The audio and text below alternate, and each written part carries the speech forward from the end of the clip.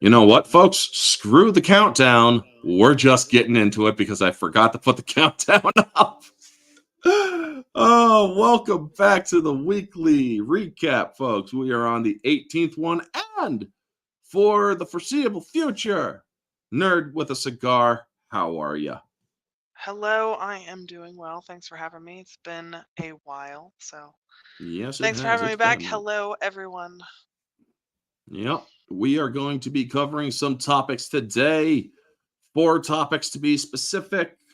And before we get going, to let y'all know what my schedule is, tomorrow I will probably be pushing or doing a video here or there, most likely. If not, maybe a short. I don't know. Depends if I'm inspired. Tuesday, we'll be doing my thoughts on the Terminator franchise, even the ones that people don't like. Wednesday or Tuesday night, I'll be on the Barroom podcast. Oh, the thoughts on the Terminator franchise is part of the theme streams on or at 1:30 in the afternoon. Barroom podcast on Society Reviews channel at 9 p.m. Wednesday is going to be Ones and Twos with Mara on her channel, Jade Shadow, where we're going to be talking Lethal Weapon 2. And Thursday is going to be Singles with me and Mara on my channel at 8 p.m. Eastern, where we're going to be talking John Travolta's From Paris with Love. Then Friday is Orange Hat Uncensored, where me, Janet from Another Planet, Ruben Christopher Haynes, and whatnot are going to be discussing political topics. Saturday, I take a day off unless it's important news or shit. I got 2 Gina Carano videos. My latest Gina Carano video, I'm hoping people will check out a little bit more, kind of spread the love on that one, because she literally just exposed Disney's tyranny, folks. And side note, if you want to support Gina, she goes to conventions because she loves meeting fans. Yep. She's going to be in San Antonio in October for SpaceCon with a lot of other people from I wish they had that from shit up Star near Wars. me. Because if they would, or I can't travel much. If you DM me where, like, the state that you're in, I'll find cons in your area. You'll never find a con up in northern New York. Try me. Well, I'm up in the middle of the Adirondacks. Most of the cons that come to New York State are in the cities. I'll try to find something. Can you drive if I can find something within like an hour or 2? Possibly, sure. All right, I'll see what I can I find. live in the Tri-Lakes. All right, You should, or you'll be able to figure out what that is just by a simple lookup. But anyway, let's say hello to the chat. Neozoic, good to see you. Howdy, Orange Hat, and good folks in the chat, as well as Nerd with a Cigar. Kate, if Kate is able on Sunday, she will be joining me for the foreseeable future, or if she wants. Sure. All right. So we could, if you want me to bring a topic too, let me know. I can bring. If you want to bring one, let me know. Yeah. Also, he has a fun question for us. Which film series based on 80s IPs directed or produced by Michael Bay would you rather watch? Transformers Trilogy or Ninja Turtles Duology, and explain why. Ooh. Are you talking about the ones that he did? Yeah, Michael Bay. Wait, hold on. He said, "Oh, based on 80s IPs." Okay. Yeah. I didn't mind the Michael Bay Transformers movies. I don't mind them. I actually think that they're decent to a degree but they do eventually devolve into stupidity. I didn't mind the Ninja Turtles movies. The Ninja Turtles movies that Michael Bay was a part of, one of them was actually filmed, or part of it was actually filmed up here in Tupper Lake, or outside, or on one of the mountains in Tupper Lake. I do not live in Tupper Lake. I live outside of Tupper Lake. But I'm not afraid to let people know where I live. Not specifically where I live, but you know what I mean. The general area, yeah. Yeah. And get this. They weren't even thanked in the credits. No. And it's like, you fuckers. But I actually don't mind them, but the one that I would prefer to watch is the Ninja Turtles one, because honestly, I thought it was a nice take. It was a good take. And it was a decent take. a lot of people give it a lot of shit because Bay sucks and this and that. Honestly, it's like Bay hit his peak in the 90s, but honestly, I didn't mind what he did with the first Transformers. I mean, before time began. I mean, that kind of beginning where it's just a blank screen and it's like freaking boom bass Optimus Prime voice coming. It's like, fuck, that's awesome. It scares you, but you love it, you know? So yeah, that's me. I love them both. Yeah, I would say I Ruben would Thomas. prefer the Ninja Turtles as well. Yeah. I think they're more enjoyable to watch, and their rewatchability is higher. I don't like how they changed Shredder. I mean, the first one had Shredder as this big fucker with the suit, but it's like you should have just kept it as that, man. You know, the big fucker in the suit. And Geek Detective Pierce, good to see you. Ruben, hey Orange, did you watch the movie Civil War? I do not know whether or not I will watch it. I have heard conflicting reports, some that it's left wing, some that it's right wing, some that it's good, some that it's bad. I What is it personally, on? it's in the theaters, but I have also stated, folks, I have also stated that I will not watch politically charged movies. A movie like Unplanned is a right-wing film because it is against abortion. I will not watch left-wing pub or political films. I do not want to watch movies that carry any sort of reality warp tropes. Oh, there's a president with a third term. From what I hear in Civil War, that was one, or that is actually spoken about, that there was a president with a third term. And what was the one thing that the left loved to push about it? Saying that Trump would never give up presidency and whatnot. So yeah, I'm not going to watch Civil War. I have no interest in Civil War unless it's Captain America Civil War. Then I'll watch it. But other than that, no, I will not watch a politically charged movie. I have no interest in it. After watching Dark Fate recently with the audio commentary, I'll explain that during the Terminator discussion on Tuesday afternoon. Political or politically charged movies put a bad taste in my mouth. Hey, Vanya, good to see you. One of the loyals. So, moving into our first topic, folks, we got 4 topics. The first is a movie that is extremely racist. It is called The American Society of Magical Negroes. Now, I'm not going to say that movie's name any further than that. I am simply going to report on it, and me and Kate will give our thoughts. Right? Can we even say the title? Like, Yeah, The American Society of Magical Negroes.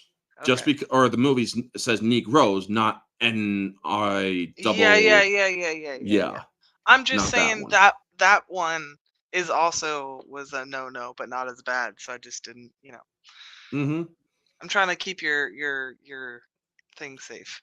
Oh yeah, but by the report, it seems that this movie was pulled out of theaters after 21 days. 3 full weeks. So, while I find it almost hilarious, and they tried to do a ridiculous take on Harry Potter, supposedly regarding the black attempt that failed financially, and I don't respect JK. Honestly, there's a report that we will give our thoughts on that is not going to be on one of the scrolls down after the topics we discuss. There is some news on JK Rowling that I do actually want to talk about. But let's get into this thing here. This is from John Berger at Bounding into Comics. So shout out to you and the boys and girls at Bounding. The movie that is depicted of total racism has completely run out of magic, as Focus Features made the decision to pull the film from theaters after a 3-week run because audience simply didn't show up to watch it. Well, when you basically make a movie, folks, in which the audience or the demographic, which is the bigger number of people, are white, and you are basically saying that white people are trash in your movie, do you really think that they're going to want to watch it? Yeah, it's like when Elizabeth, what's her name, was like, "This movie isn't Yeah, for men," about thanks. Charlie's Angels. Yeah, yeah, yeah. Yeah. Elizabeth Banks. She's like, And "This then she movie isn't blamed for." men that, or when the movie failed, and it's like, yeah, Right, and but it's like, men were the larger number of people that went to see that movie. You right, can't blame like, and men, they're 50% of the population. You're just gonna say this movie isn't for you, and then you're gonna blame them for not showing up to see the movie. even It's though like, 51% of the people who went to see it and it were men. this this blaming of the consumer. I am so sorry about my cat. It's okay. Um, this blaming of the consumer isn't doing them any good. I mean, look at Amazon's Rings of Power. Hmm. You told fans not to watch it, they didn't watch it, and you lost $1 billion. Like, Yep. You spent $1 billion and you lost $1 billion. right. So continuing on, while there is no official announcement from the studio, the numbers confirm that the film's last day was Thursday, April 4th, ending with a pathetic theatrical run of 21 days after the film debuted to overwhelmingly negative reviews. Debuting on only 1,147 theaters across the United States, the movie was barely able to make $1 million at the box office opening weekend, grossing grossing 524,695 on Friday, and a measly $469,070 on Saturday, and even more disappointing $310,505 for a pathetic total of $1,304 and or $4,270. Ouch. Yeah, that's not, like, a very select few people saw it. Mm-hmm. Like, that's So, an ouchie. yeah. So the daily box office performance looked as predictably atrocious as one might have expected, barely managing to gross a mere $5,440 across 152 theaters on its final day. Not even $5,500. Ouch. But the pathetic total gross was 2.4 million in the 21 days it was available. Interestingly, yeah, you can also buy it in digital already, folks, because they're desperate for money, and nobody's buying it either. What was the how much did they spend on the film? Did you already say that? I'm sorry. No, actually, I didn't see the budget. Focus Features is still keeping the film's production budget under wraps, but the movie that barely manages to gross over 2 million at the box office in 3 weeks after its debut can already be considered a financial disaster. The Justice Smith led film, I mean, is this kid related to Will Smith? I mean, I'm guessing he probably is like an illegitimate son or something. I don't know. Upon release, critics were vocal about the displeasure of the movie. On review aggregator site Rotten Tomatoes, the film had a critic score of 30% and a 59% audience score. Similarly, the film was met with mixed or average reviews on Metacritic. Based on 19 critic reviews, the disappointing 52 of 10 or 5.2 of 10. You guys have got to work on your editing, Bounding. I love you, but work on your editing. Right? Just read it out loud and you'll find the Yeah, mistakes. exactly. And That's all you have to do. yeah. So, I mean, this movie got lambasted, folks. Adding insult to injury, the official trailer sees Smith beginning recruitment by Alan Greer's character. Let's see here. Had or got destroyed with dislikes. So yeah, it got completely ratioed. Yeah, and it was even lambasted by the left. Yeah. So it was either the reviews are really funny for like leftist stuff because they'll say, "Oh, they didn't go far enough or it wasn't explicit enough about racism." And or they'll say, "The movie was great, but it was slow. Like great messaging, loved the acting, loved the actors, but you know, the cinematography and pacing was bad." So it'll get like, a 3 or a 2 or whatever out of 5. Yep. And the final nail on the coffin is the fact that the Focus Features released it on video on demand, making it available for audiences to purchase for $30 for purchase or rent for $20. So, yeah, a movie theater ticket in my area is $8 to $9. Not You bad. expect me to buy this movie for $30 or rent it for 20? No.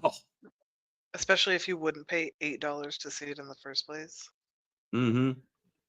I mean, folks, this movie completely just goes after white people in some of the most heinous of ways. It's absolutely freaking just disgusting how they think that people are, and as you said, even the left went after it. So it's like, what did you think was going to happen? The left are going to basically tell you, we agree with you, but you're kind of overselling it. You're kind of overdoing it, wouldn't you say? Yeah, I just and it's funny how blatantly obvious and in your face it is. Because this isn't the civil rights era of the 1950s and 60s. This is a completely Yeah. different racist movement going the other Yeah. direction. You know what I mean? If memory serves, didn't you mention that the closing box office after it got pulled from theaters would almost match the amount of the budget for Godzilla? No, this movie didn't even, or made barely $2 million. Godzilla minus one's budget was like 12 million. So yeah. Sorry to interrupt. You were saying, Kate? No, I was done. All right. So, I mean, honestly, folks, I won't recommend a movie that insults the majority of people in the United States. I mean, the fact that Hollywood actually thought it was a good idea to even release that movie, Universal, shame on you, because this is a Universal Studios movie. And The we fact would that you say, thought it and was I a good would say idea. this if this were like, you know, the races were different races, like if there were Mhm. Asians or whatever, you know what I mean? Like, Yeah. it doesn't matter that it's just white people and black people. That's not. I It's the mean, let's messaging use, overall that I yeah. disagree with. Let's go there though for a second, folks. This movie would never been allowed to have been made if it was the American Society of Magical White People and the person talking to the main character would say that the most dangerous animal in the world is black people. I guarantee you there would be riots in the streets if Universal Studios made that kind of movie. No, they wouldn't even But make they, it.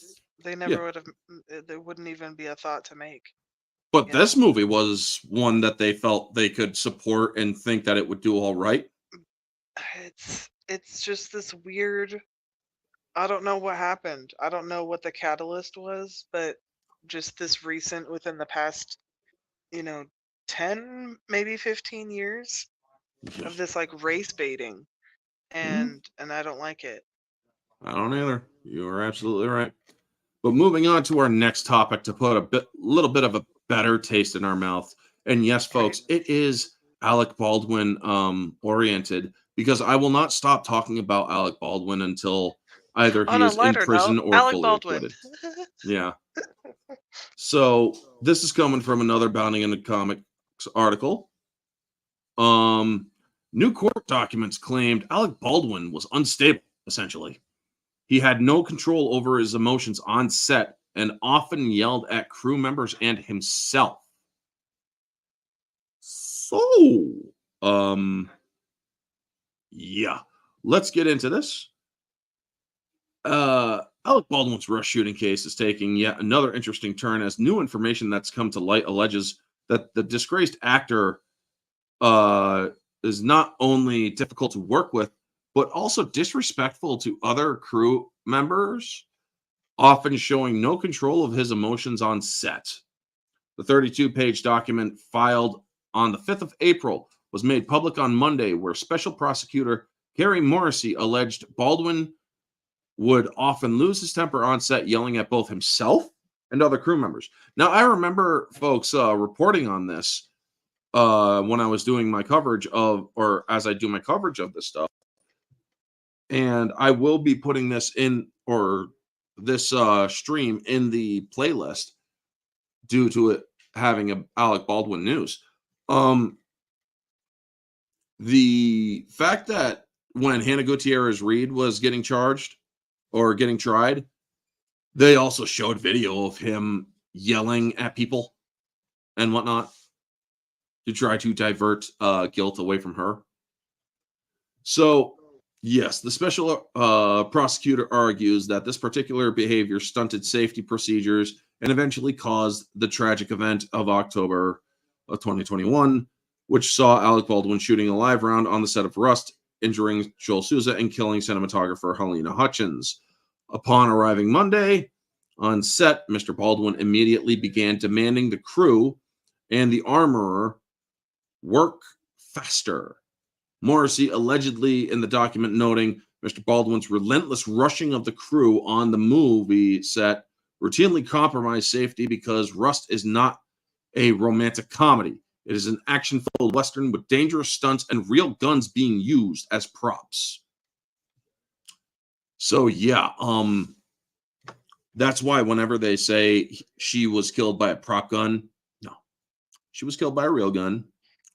No, they're just supposed to put blanks in them or whatever. Yeah. You know? Exactly. So she then adds, in addition to rushing the cast and crew, Mr. Baldwin was frequently screaming and cursing at himself. Why the fuck would you be doing that, man? You know, he did have a problem with alcoholism years ago where he got like kicked off a plane and stuff. And this was when he was like still on 30 Rock. So he does have a history of losing it, if that makes sense. So. And at crew members or at no one and not for any particular reason to watch Mr. Baldwin conduct an on-site or conduct on the set of Rust is to witness a man who has absolutely no control of his own emotions and absolutely no concern for how his conduct affects those around him. Witnesses have testified that it was his exact conduct that contributed to the safety compromises on set, the legal document would also claim, pointing out that the armorer, Hannah Gutierrez Reed's negligence and inexperience and Alec's complete lack of concern for the safety of those around him would prove deadly for Helena Hutchins, a young cinematographer and rising star in the film industry. So, yeah, he's also one of the executive producers of Rust LLC and of that film. And this dude is just basically yelling at himself and others, and people are already feeling uncomfortable, yet he just doesn't care. Now, this is all alleged, folks. I mean, there is also the videos of showing him yell and rush people, sure. So it's kind of very more easier to agree that this is happening. Morrissey would also note that Baldwin would often ignore the director's instructions, writing, at the time, the scene was being prepared in which Baldwin was expected to slowly pull his gun from his holster. That's all. Mr. Baldwin decided to go off script and take actions contrary to what the director, Joel Souza, instructed him to do. To the frustration of Mr. Souza, Baldwin did this frequently. The document further alleges, explaining he ignored direction for Mr. Souza and without warning acted on his own volition. If this is true, folks, then Alec Baldwin is most likely not going to get a deal. You think he'll face jail time? At least 18 months. Yep. Or at most 18 months. Morrissey would also allege Baldwin could be seen making casual phone calls to his wife just moments after Hutchins had been taken to the hospital, encouraging his wife not to cancel her trip to New Mexico so they can go and enjoy themselves. Are you fucking kidding me? Odd. Because remember the picture that was circulated right after was one where he was looking distraught. Yeah. So that's probably the one that his publicist wanted released. But now we know. He didn't care. Alec Baldwin didn't care that a person died. Oh, I mean, honey.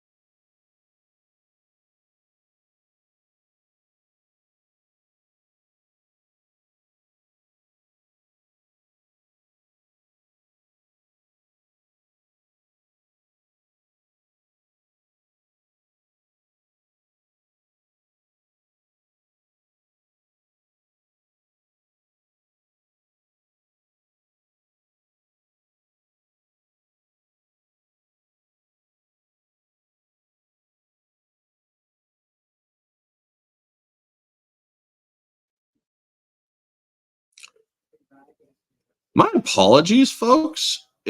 It seems that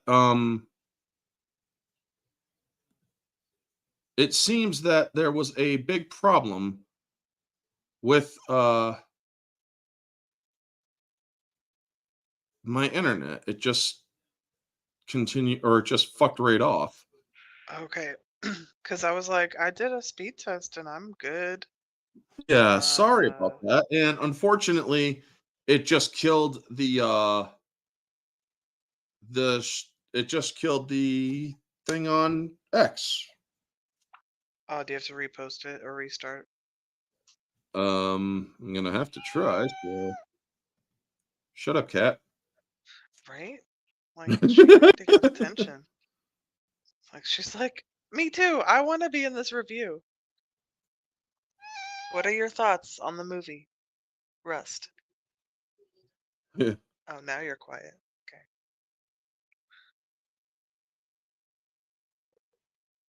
Okay. Let's see here. Um,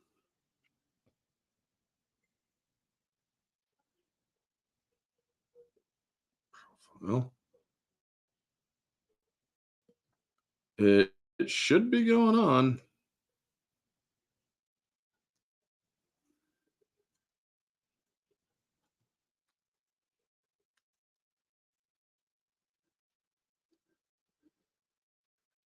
All right. It looks like we're back.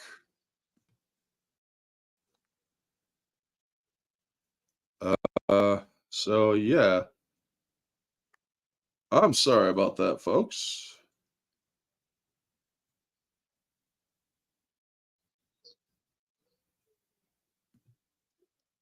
All right. So however, I'm not able to see how many people are watching on X. So if you are still watching on X, folks, thank you so much. Getting back to it, let me reshare the screen. I do apologize. My internet should not have done that. Just like went kaputs for a second. Yeah, it just fucked right off. My internet, or my not the router, my internet connection to my lap or to my Chromebook. Oh, interesting. So yeah. Continuing on here.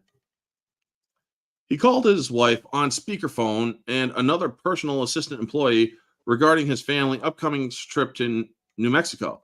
Mr. Baldwin's minor daughter was going to have a small part in the movie, and his family was planning to join him in New Mexico the following day. I bet he would feel very differently with his daughter having a small part in the film if she got injured on the set. Hmm. You know, Oh, I mean, just especially imagine if, since there's been reports of like multiple safety violations. This wasn't the first one.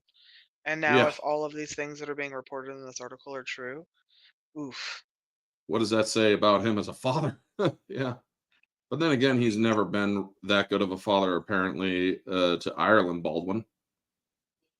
And I don't want to make comments on somebody's personal life that I don't know, but just from the evidence that I see of like how he reacted, and he's always been just kind of a schmuck, you know, Hmm.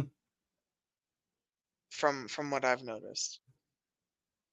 Yeah. So it's not surprising that he would be, you know, Oh, yeah. It's not surprising at all. So, that being said, the document continues. During these calls, Mr. Baldwin asked that his family not cancel the trip to New Mexico despite the tragedy. He explained, I won't work and we'll go and enjoy ourselves. It's all paid for. They're not going to give us the money back. I wouldn't care. I right. wouldn't care. It's like, honey, this is not a good time to come right now. Uh, there's a lot going on. And this guy doesn't seem to care that a person's life had been taken. Furthermore, Morrissey then brings up the now infamous interview with Alec Baldwin, ABC News, George Stephanopoulos, who's getting sued, by the way, by the former president Donald Trump, just over a month after the tragic incident, accusing the actor of changing the story that he had previously told law enforcement. Mr. Baldwin stated on two occasions that he fired the shot, or he shot the gun. Mr. Baldwin states numerous times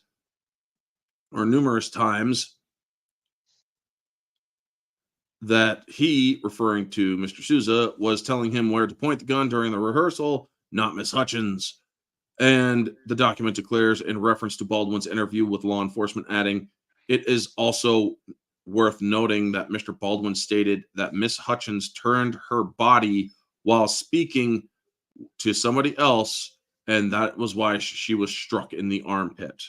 The document then argues Mr. Baldwin never stated during his lengthy interview with law enforcement that Miss Hutchins told him where to point the gun or gave him any instructions about what to do with the gun during the rehearsal, blocking when the gun discharged. So, yes, conflicting information tends to cause problems, people. I mean, wouldn't you agree?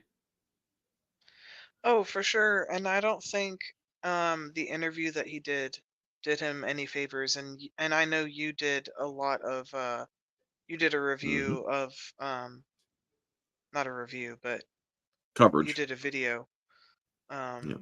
of that, in your news segment stuff. Yep.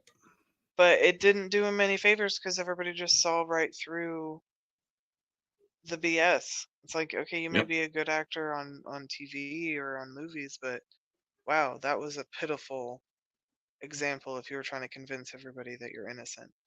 And your story keeps changing. Yeah, that's not helping either. So, I mean, good luck, buddy. Yeah.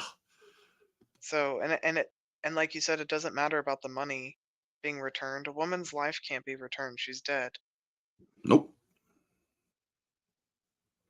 So, continuing on, Mr. Baldwin here, class act, all-American citizen Baldwin, he said, dripping with sarcasm. Mr. Baldwin did state during his initial interview with detectives that the gun just went off, as he was not expecting a live round to be in the gun, but he never stated that he did, but he never stated he didn't pull the trigger, Morrissey points out.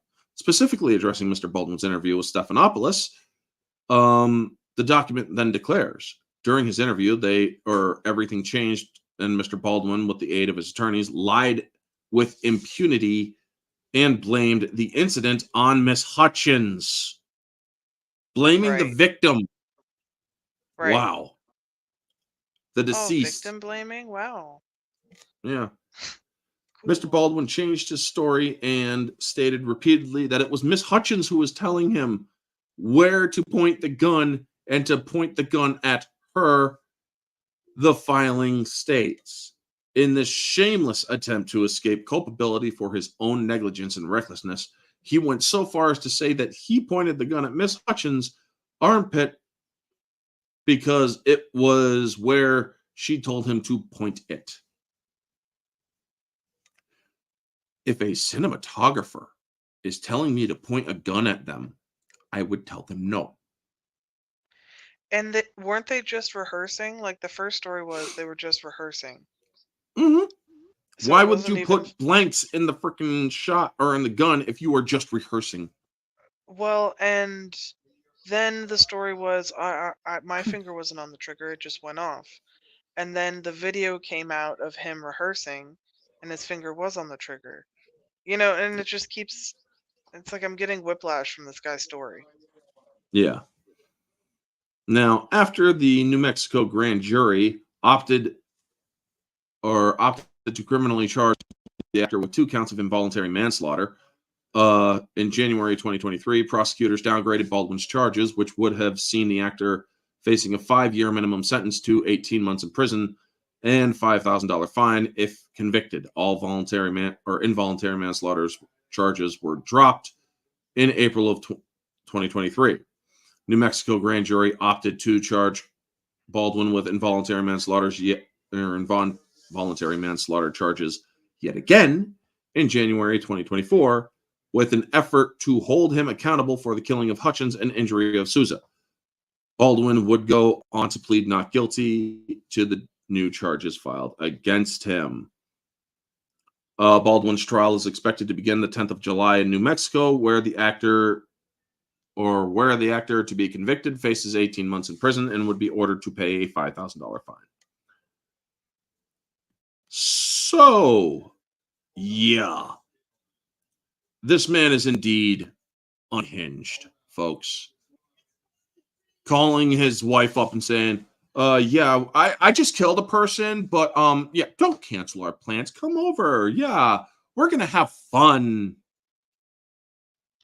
It would be different if somebody overheard the conversation that was like, hey, something really tragic happened. I really don't cancel plans because I need to see you. You know what I mean? It would have been a different story if that if were it was like that. Yeah, I would have been more understanding if that were the conversation that was overheard. Definitely. I would have been more understanding too. But this motherfucker I would have been sympathetic, like, oh, okay, so he feels some remorse, maybe, Yeah. It's like, but this motherfucker's like, that's the worst just part don't come because we won't get paid back, or we can't return, or they won't return the money. Right. Somebody just Like, died, you fucking piece of shit. Somebody also, just aren't you fucking like a died. millionaire? Like, oh no, you can't get your money back on your plane tickets. Like, who cares? It's like, motherfucker, yeah. It's like fucking pocket change, you dumb shit. But then again, it was during the Biden economy boom.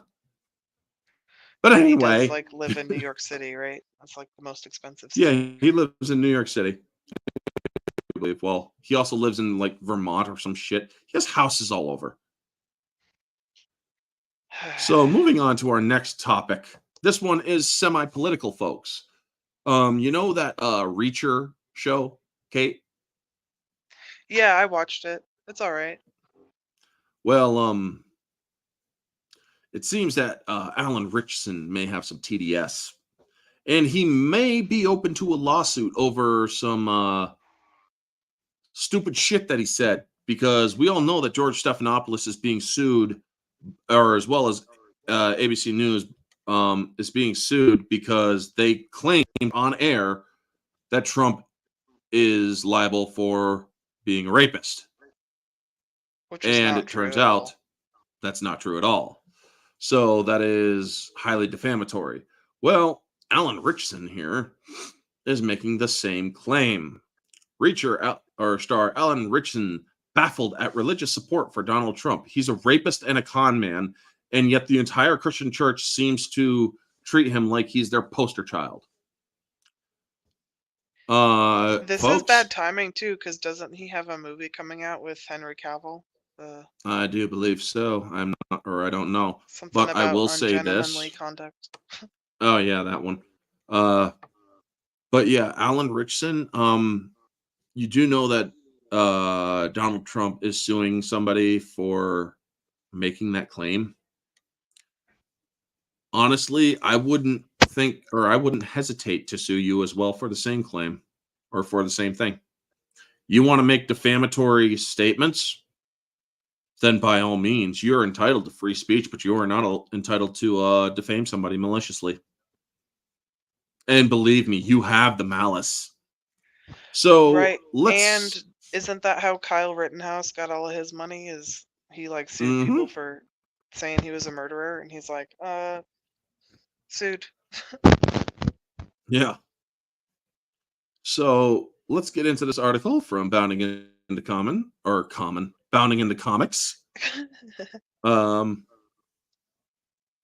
in lobbing an admitted grenade into the current American political discourse, Reacher star Alan Ritchson, who just also ensured that I will not be checking out his shit on Amazon. I'm sorry. Oh, But you if haven't you're seen gonna be Reacher? getting oh no, I haven't, and now I have It's no interest in mid. it. It was overhyped. It was mid. It was pretty. It Yeah. was like, you know. I liked him in Smallville, but that was it. Anyway, he's revealed that not only does he believe Donald Trump is a racist and con man, but also finds that the Christian right support of the politician to be downright unreal. Ritchson, who readers may also recognize for having portrayed Smallville's incarnation of Aquaman, as I just said, and Titan's take on Hawk or Hank Hawk Hall. Sorry. Hank Hawk Hall. Hank Hawk Hall. Almost sounds like Hank the Cuckold. But anyway, offered his opinion to or of the former U.S. president during an interview with the Hollywood Reporter's Chris Gardner. Um, ouch. So, amidst the lengthy conversation, ranging from his time filming the live-action adaptation of Lee Child's Jack Reacher novels to the upcoming Guy Ritchie's Minister of Ungentlemanly Warfare, Ritchson was eventually asked by Gardner if he could elaborate on his own Christian faith. To which the actor asserted, I'm a Christian, quite simply because of what Jesus calls us to do love other people unto death.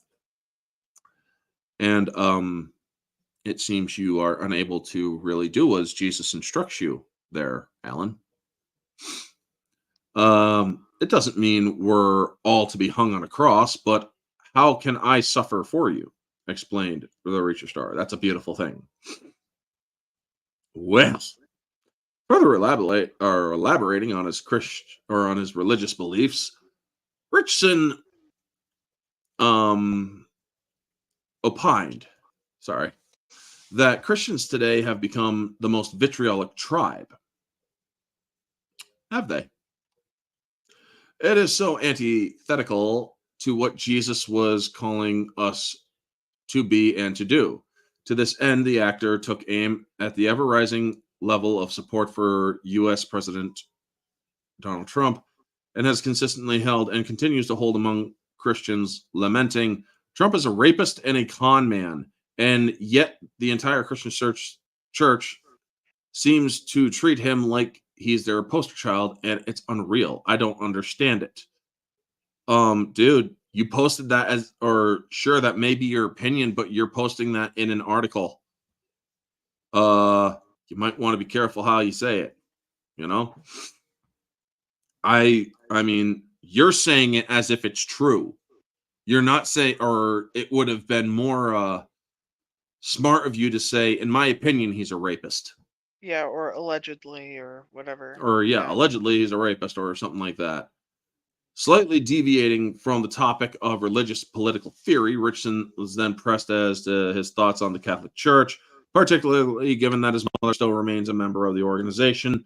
It's worth saying that the atrocities that are happening in the church and that are actively covered up and yada yada yada. But essentially, I have covered what I want to talk about, folks. You see, Alan Ritchson, you can have your problems with Trump all you want, but you cannot maliciously defame the man and have influence like that to where other people are going to believe that, which will eventually damage Donald Trump's reputation. And therefore, you have now maliciously defamed somebody to where their career has been affected, their life has been affected.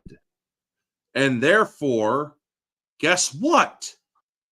You are found liable for slandering him. It's slander and defamation. And now that it's also in print, it's libel. So there's two statements, or there's two counts of defamation. You got both slander and libel. So yeah, what are your thoughts on this, Kate? You know, I was gonna say, before you read the part about him talking about his faith, I was gonna say, you know, nobody in the church who's not in the church should have an opinion about stuff in the church. But um, you know, I think that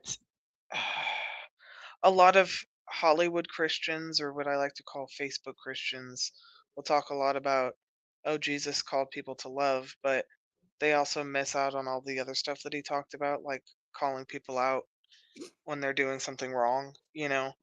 Um, so it's a really shallow view of Christianity as a whole.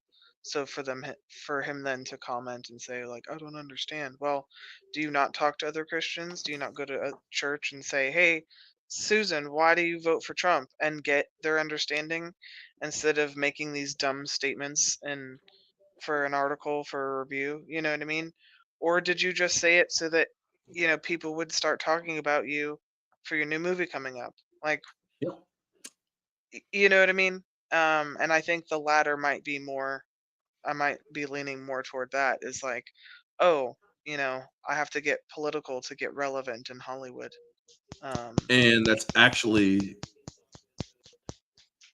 what was that noise? I think my dog scratching. Oh, okay. Yeah, That's all right, I but didn't realize how loud it sensitive is. these Yeah. these headphones. I didn't realize how sensitive it was because he's sitting like 6 feet away from me across the room. Oh, nice. But yeah, this dude claims to be a Christian, to love and forgive those who, even though they may not love and or love them in return, and yet he seems to think that his faith is betraying him. Um, you might want to reevaluate your faith there, Alan. Just saying. Anime night, good to see ya.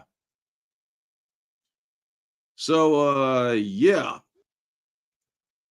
To answer Neozoic, did you think Alan Ritchson will get bad karma? Because I noticed that a lot of people who badmouth Trump got bad stuff happen to them, i.e., Alec Baldwin. I don't think that has anything to do with Trump. I think No. that's coincidental. I think Alec Yes. Baldwin had a lot of other negative things going on in his life, and he just Yep. happened to also badmouth Trump. Yep. And his decisions led him to where he is now, not Yeah. some weird Trump curse or whatever. Not that you were insinuating that in your question, but Thank you, Anime Night. And but yeah, me, I don't, or I agree with her. She, or this has nothing to do with Trump. If he does get bad karma, and but the thing is, if I was somebody like Henry Cavill, who has also been less politically inclined to speak out, uh, who just wants to entertain and whatnot, I would have been, or I would have told him, it's like, you're entitled to do whatever you want, sir, but I really wish you wouldn't have done that to promote our movie. You seem right. to be forgetting that a lot of people can easily tank our movie if you piss them off. Now they're going to start thinking that our movie is political. And the movie might be good Yeah. Movie might be good, but it might suffer because I've because seen you scenes decided to for open it, your and mouth. I like Henry Cavill, and I haven't seen a movie in theater since Oppenheimer. So I was like, you know what, mate, Yeah. the ads are for it. Um, but I'm less inclined now to go see it if this guy's going to A, say some dumb stuff about Trump, and then B, you know, give Use Christians a it bad as, rap. yeah. It's like, And dude, seriously. like, stop. You know what I mean? Yeah. I mean, honestly, it's like if you're doing this for promotional clout, for reputational clout, you're not doing yourself any favors and you're only harming anything you now have affiliation with.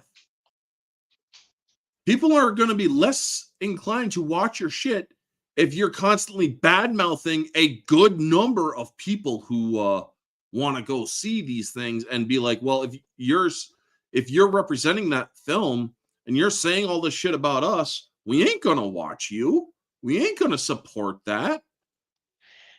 And he should take after Henry Cavill on just kind of keeping your mouth shut on stuff. He's an Yeah. entertainer. I I think mean, he's a nerd. I think Henry Cavill's also probably leans more on the conservative end than a lot of possibly. people in Hollywood, just about some comments that he's had to apologize for in the past.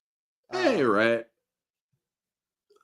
But yeah, honestly, I don't know where Henry Cavill stands because he's honestly given no indication other than the fact that he has called out the whole Me Too movement.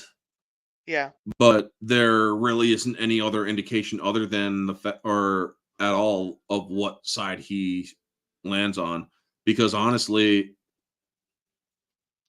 I have not seen him say one way or another on politics.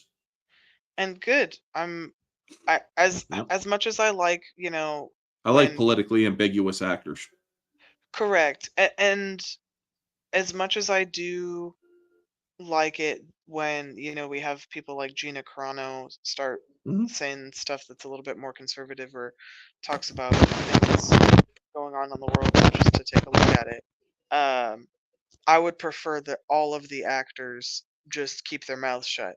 Now, because we have so many liberal ones, I'm okay when we have some conservative one voices to kind of even it Balance out, it. balance it Yeah. out, but they usually get silenced, so I usually just assume the quiet ones are the ones that would Might get also be canceled. conservative. Yeah.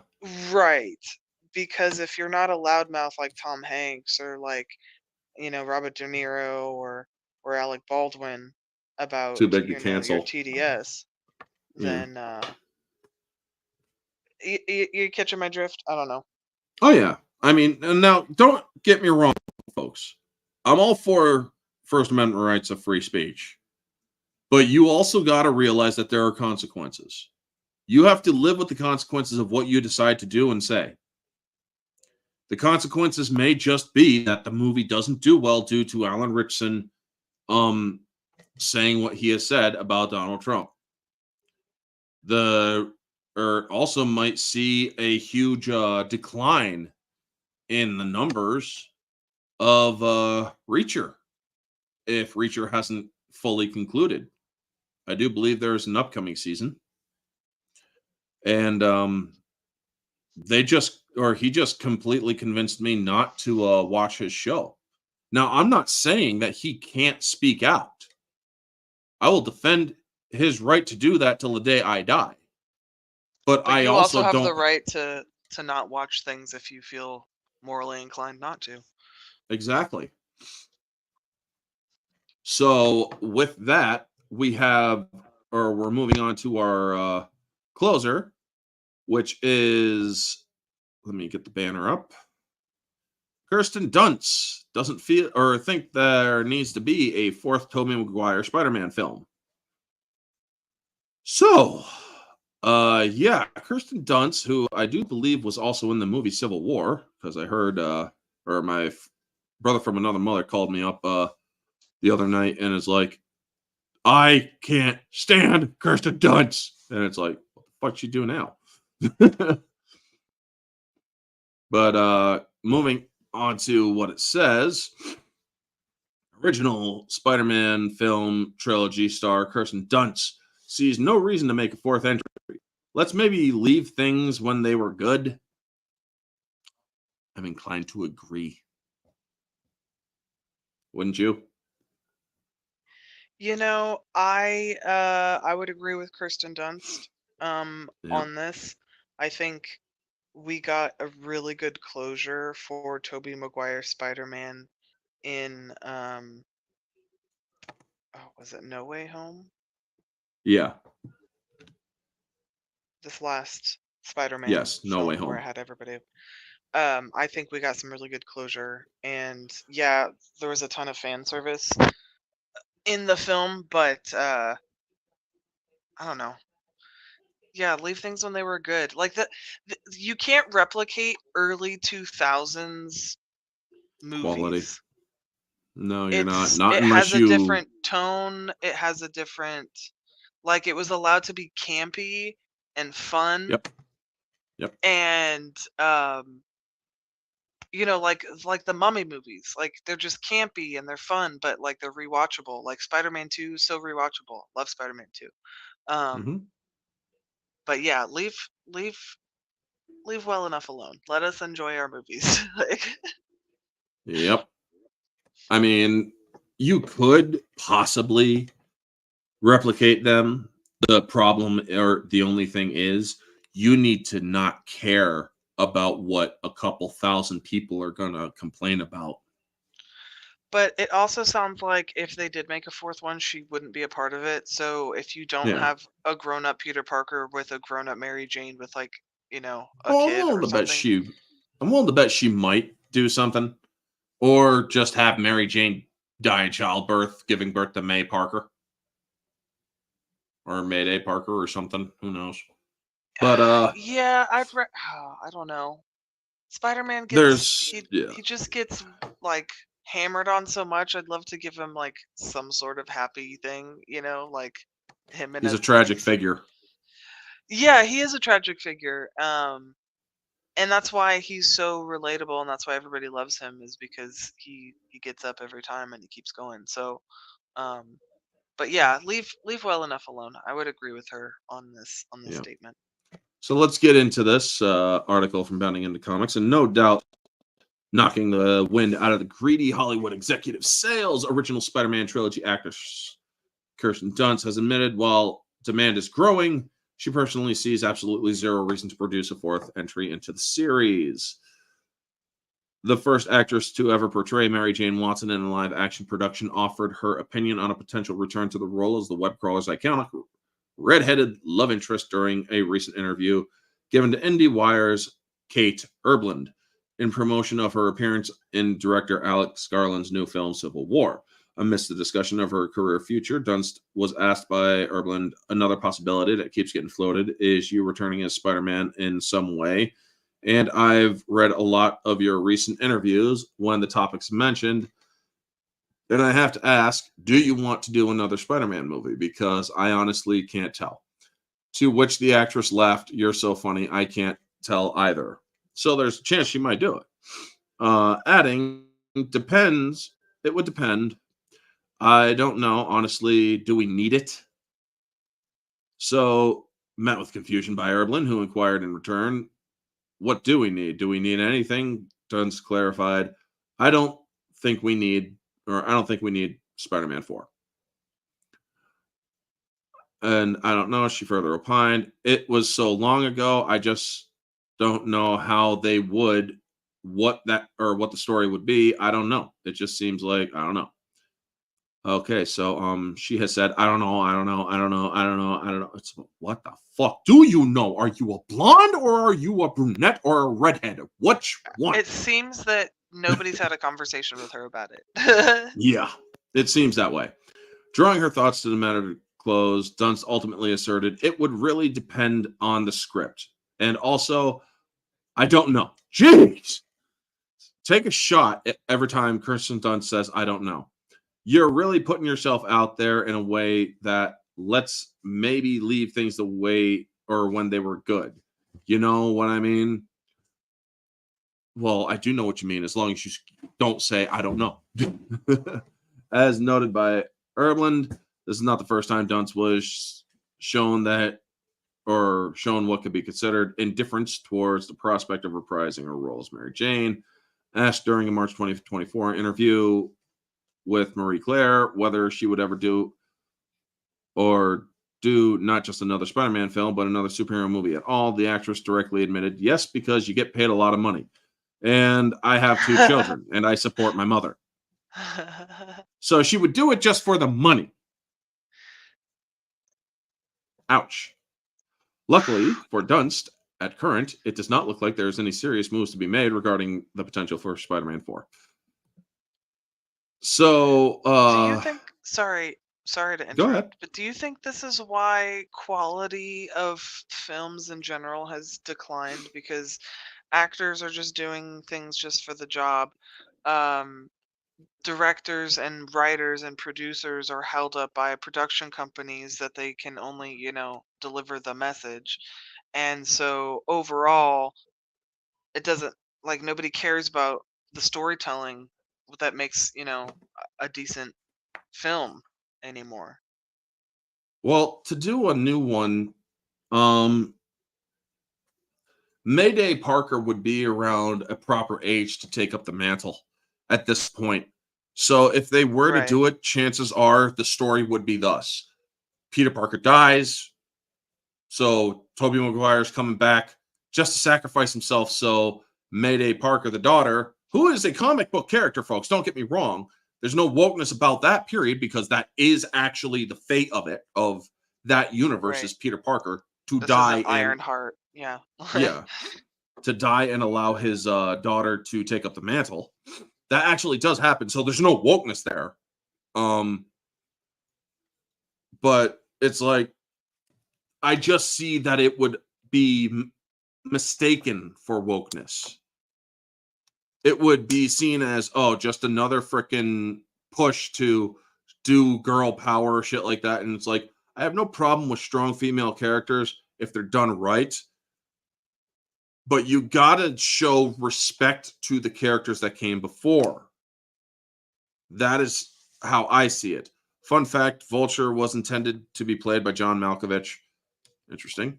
Yeah, because originally Sam Raimi's plan for Spider-Man 4 was going to have Vulture as the main villain and Felicia Hardy, Black Cat, scrapped due to Raimi not satisfied with the many scripts. Well, the problem was they put too many villains in Spider-Man 3. I mean, they needed to have Venom.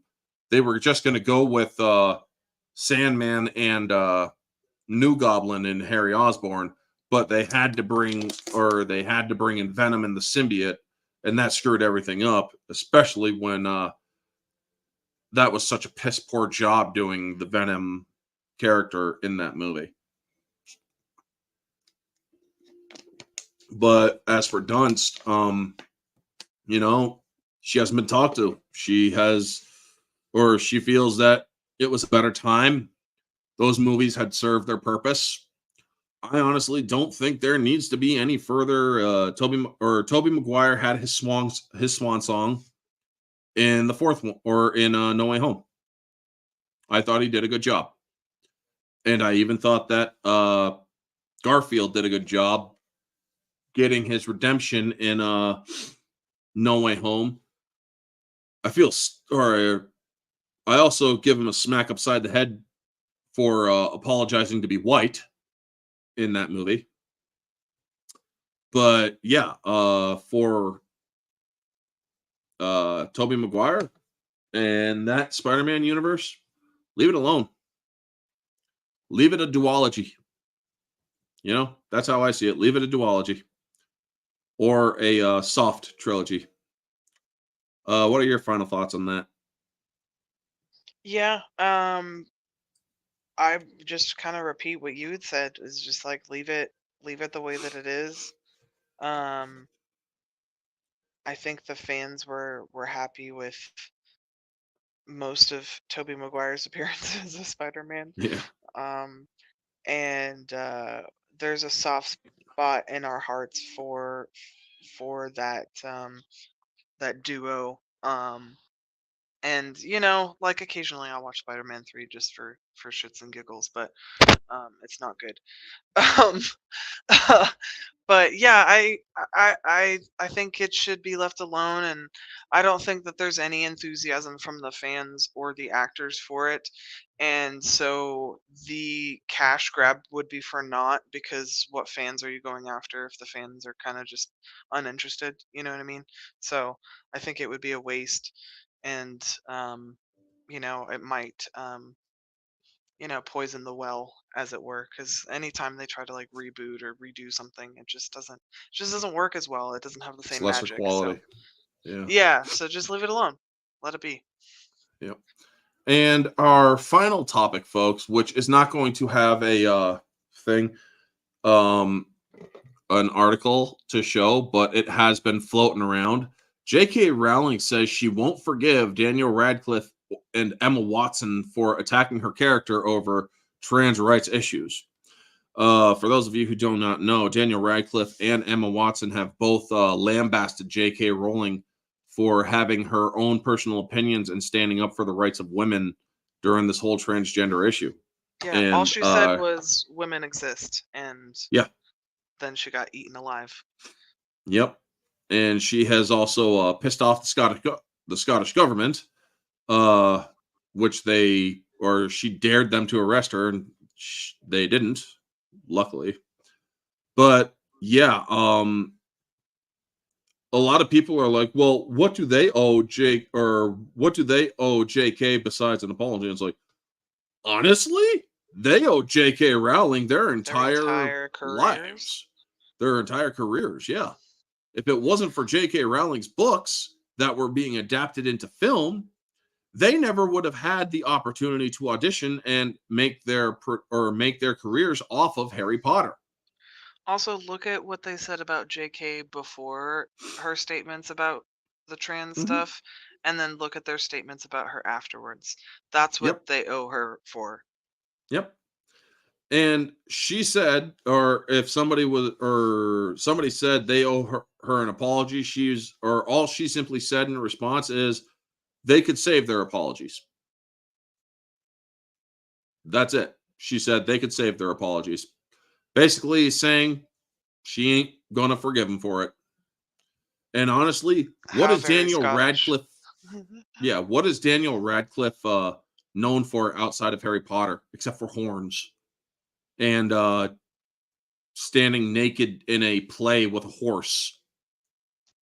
He does a lot of indie stuff now, and I think he deliberately wanted to alienate the Harry Potter fan base with all of the movies that he's in, because he's been in a lot of like indie stuff that has been good, and he's good in them. But he clearly doesn't need money anymore, so he's just doing a lot of these like low budget indie stuff, which, good for him. I'm not I saying he's a mean, bad actor because, no, but he's got some talent. I liked him in Now You See Me Too. He was actually a good villain in that one. But what else is Emma Watson really known for outside of Harry Potter? Hold on, or you're getting very scratchy and other stuff there. Oh, can you hear me now? Yes, I can. Okay, she's Belle in the Disney. Oh yeah, Beauty and the Beast. That's it. Okay. That's the only thing I can think. I think she was in a couple other movies. One with Tom Hanks where she was part of a that cult movie or whatever. sucked. It was terrible. That movie was terrible. Then there was a movie where she played herself in some weird fucking comedy where she comes in or swinging an axe Oh yeah. This is the end. or something like that, I would guess. Yeah. Other than that, it's like, what else are you known for again? Besides being Hermione Granger? But also, it's. I don't know what it is and whose fault it is because I feel like the media just like shoves, it shoves celebrity news in our face, and I couldn't give two less of shits about like what Emma Watson thinks about stuff. Not once have I watched like a Sandra Yeah. Bullock movie and gone, I wonder what her political ideology is or what her thoughts about this are. No, I just want to freaking watch a movie, you know? So this whole like they think that their opinion means something. It only means something to the people writing the articles. The average Joe doesn't give two craps about what Emma Watson or J.K. Rowling thinks. And I think it's funny how just the average Joe kind of flip-flopped. They went, because J.K. Rowling is pretty left. She's very, very, very left. Oh yeah. And she was very vocal about that. And so conservatives were like, we don't want to listen to you. You're terrible. You have terrible opinions about politics. And then all of a sudden she says Mhm. one thing that they agree with, and now all conservatives are like, we're behind her. We stand with her. It's like, guys, she's not a conservative. She just agrees Yeah. with you on one single issue. But sorry for the rant. No, but you're absolutely right. I mean, I do agree with her in this case. I do not agree with her politics. Her politics are not the transgender issue. Yes, that is that is a political topic. Right. However, that's the only thing she aligns conservatively on. Right. Everything else, she is a flaming hardcore liberal. And it's like, well, that's her that's her opinion, and she's entitled to it. I stand with JK on her or with her stand for women's protection and women's rights. And unfortunately, those are under attack when you are allowing biological men to participate in sports and beat women to the point where they are destroying records that were made by women. And now a man holds the record or are holding records in women's sports. So, yeah, I do agree with her. What's next? We're going to have like women in boxing and fighting men in boxing and they just get knocked they already out did first that. punch? They already did that. And people have already been, or they had transgenders going into MMA and stuff and Yeah, on the lower levels. brain damaging women. Yeah. I absolutely would not fight a man if I were a fighter. Yep, I wouldn't. Not when they have not when they're using their male strength. That's why I like that Riley Gaines, who Yep. swam against Leah, is coming out and just speaking out against. She's like, hey, you're gonna erase women altogether. What's the point of women's sports if we're just gonna have basically co-ed everything? you know? Like, Yep. And the way I see it, it's like if you're gonna erase women's sports and women's rights, get rid of men's sports. Well, we can't do that. They're the biggest money makers. So what?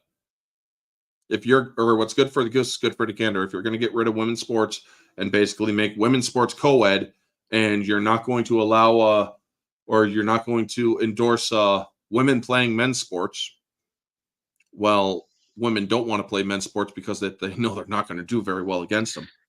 Right. Yeah. But I'm sorry, if you're going to allow women to play or men to play in women's sports, then you need to get rid of men's sports and just make it all co-ed.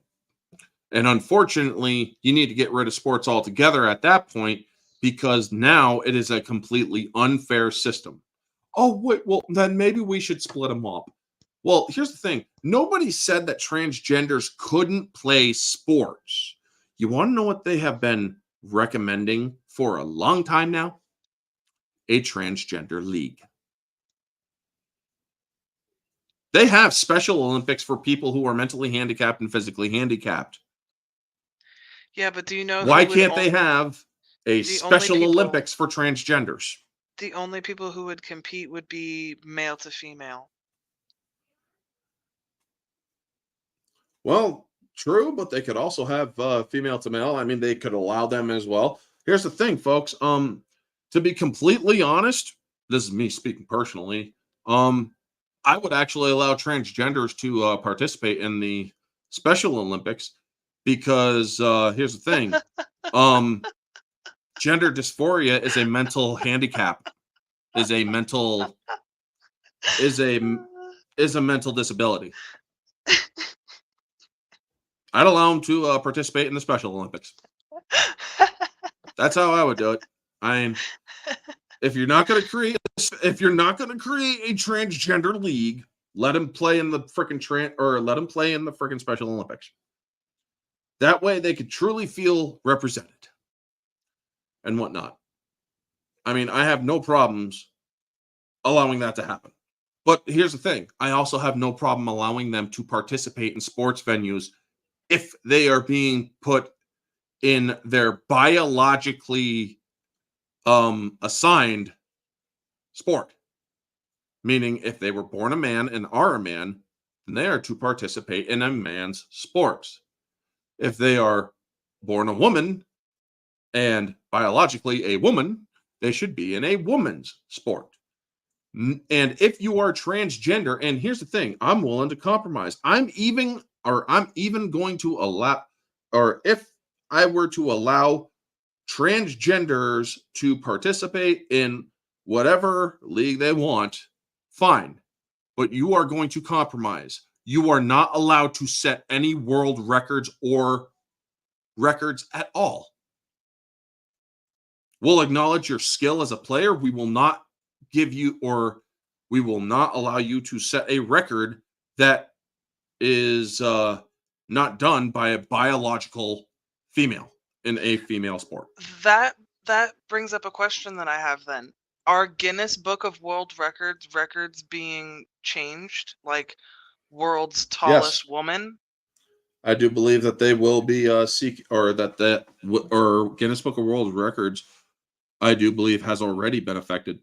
I can't, because if like Shaquille O'Neal, let's say Shaquille O'Neal tomorrow is like, hey, I identify as a woman. Is Guinness Book of World Record now going to put world's tallest woman as Shaquille O'Neal? They probably should if he applies for it. But you know what I mean? Like, that's how, see, if I were Shaquille That's how ridiculous O'Neal, it is.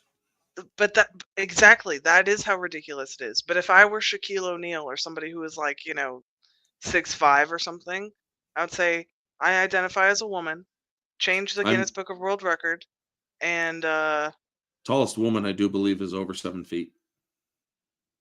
Okay. Is she from like Norway or something? Amazonian. Oh, okay. Or they call them Amazonians and whatnot. But I don't know if they're South American though. But they have an Amazonian figure essentially because they are so tall and whatnot. But I will look this up. But those types of things, like Zuby got a lot of slack on the internet for he did a deadlift and he was like, I identified as a woman as I did the broke the world record for the UK, and he did it as like to prove a point. It was a joke, but he holds the deadlift record or whatever for women or whatever. Yep. As for tallest woman, 7 feet 7 inches. Dang. So okay, so that's gonna take a really tall man even to break now, that. how tall is World's the tallest trans person. tallest man in the world? 8 feet 11 inches. Now, that person is dead. So yeah. But the point is, folks, J.K. Rowling, honestly, I stand with her in that bit. I wouldn't forgive them either if they eventually, or if they try to apologize. But the thing is, they are so egotistically infected with ego, they'll never apologize to her. They continue to push the transgenderism. They continue to say that is, or that these people are people. And yes, they are people. I'm not saying that they aren't. I'm just saying that they unfortunately are living in a delusion that unfortunately has been enabled instead of should be treated. And yes, I do know people who are transgender, and I do respect them and whatnot. Don't get me wrong. I respect them. I just do not believe that they should have any more rights than we do. And I do not believe that they should have any specialty rights or special rights that or that allow them to have any sort of thing like that.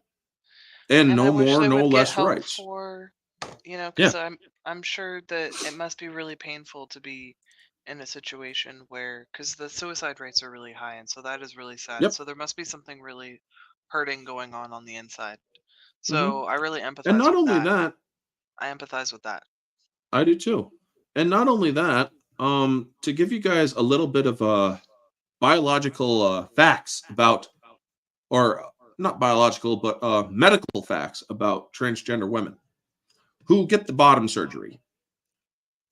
You have to essentially keep something inserted into your vagina to keep it from closing and healing, because your body is rejecting its natural or this unnatural surgery, because they invert the penis in order to create a cervix, essentially, and a vaginal path. Ouch. So yeah, it attempts to close, and so I have a biological question. 3 or 4 times they have to put something in there to keep it from closing. I have a biological question. Mm-hmm. So the vagina is self-cleaning. How? It doesn't. Not, or transgender ones don't. Like, do they? That's another thing. They'll have to take medication to, or becoming a transgender is to submit yourself to being in a lifetime medicinal treatment. You are a lifetime medical case. Medical case if you, or when you are transgender. These are facts that people are not going to, or that the media is not going to tell you, folks. Once you decide to transition and say that you're transgender and all that, these are life-altering operations that you can't reverse. Yeah. Once you start the hormonal treatments, your body is irrevocably changed. Once you get your breasts cut off to look like a man's, you can't regrow them. Yeah. They're not going to regrow. And any chance you had of reproducing, gone. If you are a female to male, yeah, gone. Also, your chances of reaching sexual pleasure goes pretty nil too. Yep. If you are a transgender, unless you are a male to female that chooses to keep your man package and all that, and you're in the porn industry, well, you do have that ability to keep it. However, it is significantly lessened due to the hormonal treatments you use to grow breasts. Yes, there have been interviews and articles about some of the transgenders in the porn industry. You should ask them about it. Because if you are going to go into the transgender arguments and whatnot, you should look up as many different diverse articles as you can. And yes, you will find some of that stuff too. Oh no. So yeah, with that, folks, that is going to conclude our topics. Is there any topics that you wish to talk about? No, I didn't come prepared with a topic this week, but next week I could bring something. Or send you the link so that you can Yep. throw it up on the screen so that everybody can see it too. So next week I'll come prepared, but thanks for having me this week, and Yeah, good topics. definitely. Also, folks, I have finished my Dark Marvel story, the one that I was writing that is a fan fiction, not distributed by Marvel. I do not make any money off of it. It was just a story that I figured I would write just because I wanted to write something that I could enjoy as a Marvel story, you know? And if you want to read that story, just hit me up on Twitter at OrangeHat2185, or now that my original one has been restored, at Orange Hat Reviews, and in the word orange is not, or the letter A in orange is not in there. So it's Orange Hat Reviews on Twitter.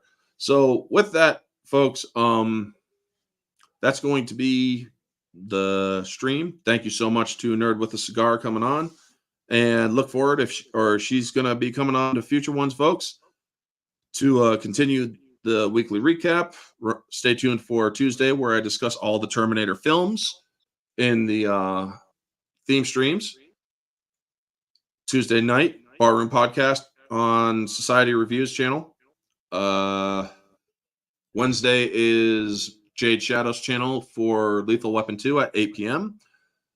Thursday, 8 p.m. is From Paris with Love on my channel for the singles, and Orange Hat Uncensored on my channel and on X. All of my streams are now on X as well, folks. I will be streaming them on X as well. So thank you so much to everybody in the chat. There was Vanya, Neozoic, Riot Kitty. Who else? Geek Detective Pierce. Nerd Answer. Oh shit. Neozoic had a comment. Do you think films should go back to trilogy rather than cinematic universe, long film series? Or is there room for both? I do believe there is room for both if they are done right. What do you think? I think if you have to have a vision, but you can have a trilogy within a universe though, Yes, because you can. I mean, like, let's just take the Marvel Cinematic Universe for example. There is a Captain America trilogy. Yep. You know, Yep. within even like DC, there's Zack Snyder's trilogy. Yep. Within all of the other ones that were made, like Wonder Woman was Patty Jenkins, it wasn't him. So there was a universe, but there was Zack Snyder's trilogy. Yeah. So yeah, like you said, if done right, you can do trilogy form. I think a lot of things though, like The Hobbit, it did not need to be a trilogy. No. So It could have been two movies. yeah. And there was just a lot of filler in those movies, just Yep. in my opinion. But If you do trilogies, they'd have to be done correctly. But yeah, you can do trilogies and do cinematic universes. I think we need to get back to having like a vision for cinematic universes, because obviously, DC was derailed.